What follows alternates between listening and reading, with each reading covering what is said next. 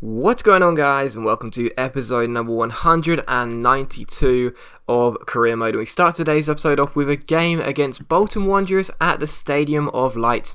And as you can tell by the title, guys, I'm going to need some questions from you. Now, basically, episode 200 is right around the corner, that magic 200th episode.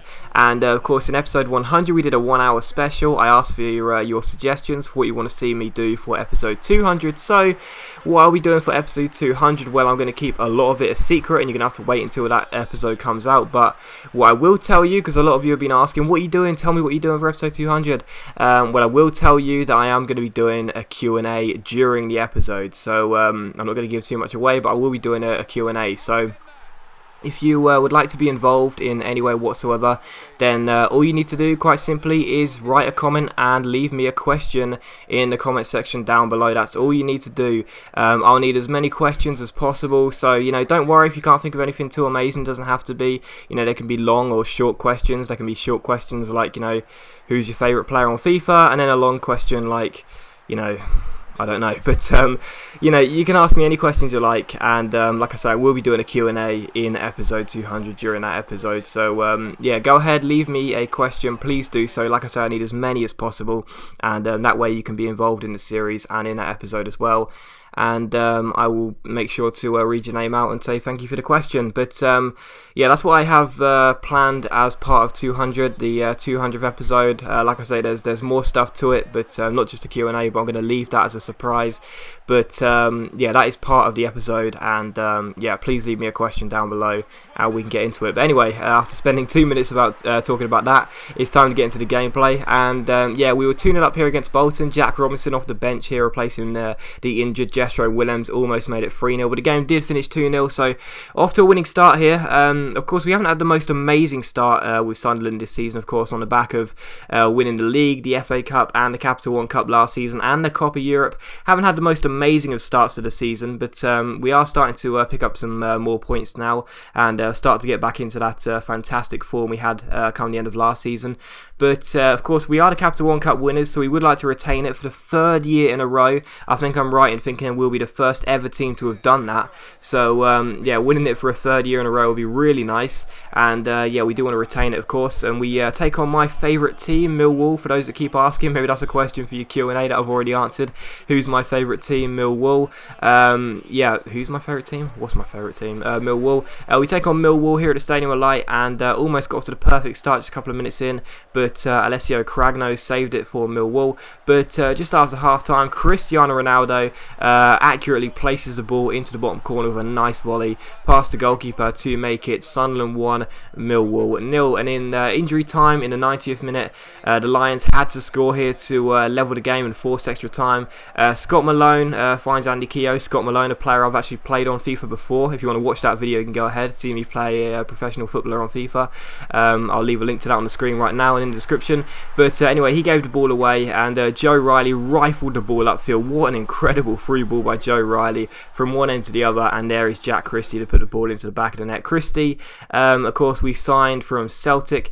Hasn't got off to the best of starts for us. Obviously, opportunities are going to be limited with obviously Matthew Ocasso being our number one striker and only playing with one striker up front. But we do need to see some improvement from him. Of course, Nicholas Solanius was the best backup striker I've ever had, and yeah, Christie needs to fill his boots.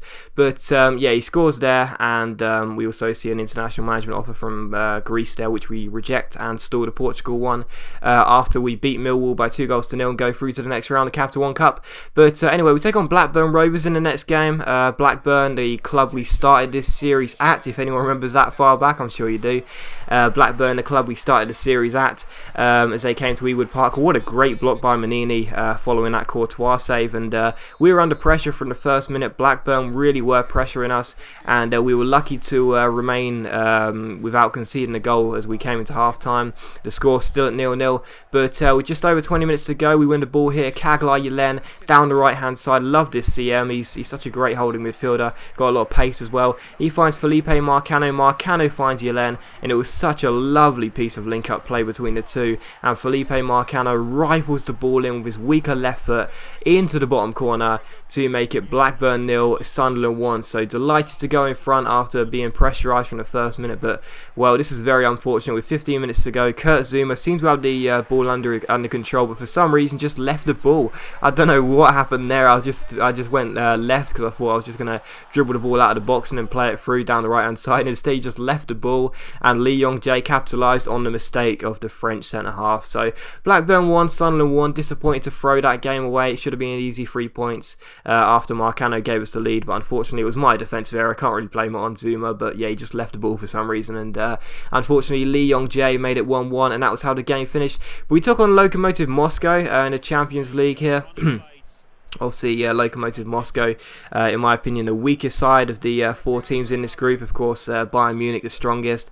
Then I'd say us at Sunderland, then FC Twente, and now Lokomotiv Moscow. Taking on Lokomotiv Moscow here in Russia for the first time in this Champions League group. And Matthew Wakasa here in the 90th minute did really well. He found Cristiano Ronaldo. His cross went up in the air, and how about this from Craig Gibson? Absolutely fantastic. Of course, we swapped him with James Ward-Prowse plus a little bit of money to Bayern Munich, a club in our group, and well, I'm just so glad I picked up Gibson. I mean, Ward-Prowse couldn't have done that.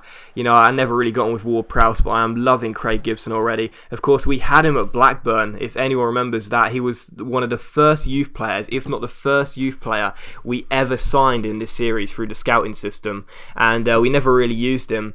But yeah, we let him leave. He's grown so much. I think he's an 83 or an 84, and now we've reacquired him in the series, back from like episode 20 into like episode 185. He's back after like 160 episodes and already looking incredible, so that's fantastic. There's a look at our Sunderland youth squad. Looks very good indeed, and here is a squad report. Gazaniga's kicking 96. Don't think I've mentioned it. 96 kicking.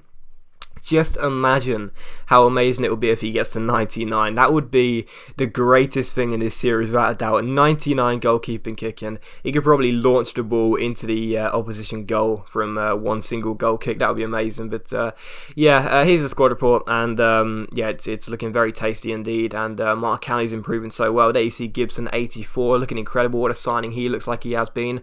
And yeah, looking very good. Obviously, we've got so many young strikers. I know I've actually read quite a few of your comments saying play the young strikers, but it's so hard really, because we only play with one striker, and Wakaso and Christie are the only 2 really good ones we have. But anyway, here's a look at the league table. 6 games in, we currently sit in 4th place, 3 points behind the leaders Manchester City, and that's what it looks like down at the bottom. It looks like it could be a very, very tough and tight season come the end of the season. Looks like it could be decided on the final day this year. That would be awesome. And here's the final game of the episode. You've seen quite a few games in this episode, haven't you? Here's the final game of the episode. It's against Manchester United here at the Stadium of Light as we take on the Red Devils. And well, this is a very, very difficult game for us, because this guy, as you'll see in just a minute when the ball comes to him, Robbie Brady, there he goes, plays the ball into Angelo Enriquez, the South American striker. I believe he's Chilean. Might be wrong, I think he's Chilean. Makes it 1-0 to Manchester United, and this guy had an absolute field day against us. It was so hard to stop United. Obviously, defending on Legendary is never easy, but this guy was as clinical as it comes, you know. I mean, Courtois is a great goalkeeper. He couldn't get near any of those shots. He was literally the definition of a poacher. He was always in our 6-yard box. He was making it so difficult for us to defend, and he made it 2-0 to United. A few minutes afterwards, though, Cristiano Manini got us back in the game. Fantastic header from a Felipe Marcano corner as he tries to kick Robbie Brady in the arse there, and he makes it 2-1 to United. So back in the game there, only a goal behind, but like I say, this guy, man, Enriquez, was just incredible. We could not stop him coming through. He was fantastic, so pacey, you know, so well positioned, always playing on our centre backs. It was so difficult to stop him, and he completed his hat-trick to make it Sunderland 1, United 3. However, United gave the ball away here. Marcano picked it up and found Wakaso. Matthew Wakaso drilled it in. There was still time, 20 minutes to go. Could we find an equaliser? Well, 5 minutes after that, Jethro Williams wins the ball here and finds Cristiano Manini. Lovely take by our centre-half. He finds Richard Gape. Gape comes forward here. We managed to keep hold of the ball as he finds Kagler Yelen. He uses his pace to come through, and how about this for luck?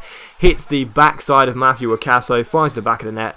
3-3 the final score. And as always, guys, a big thank you for watching this video. I really hope you enjoyed it. If you have, please leave a like, and don't forget to comment and ask me a question for episode 200's Q&A. So thanks for watching. Leave a like if you enjoyed, and don't forget to ask me a question. Goodbye.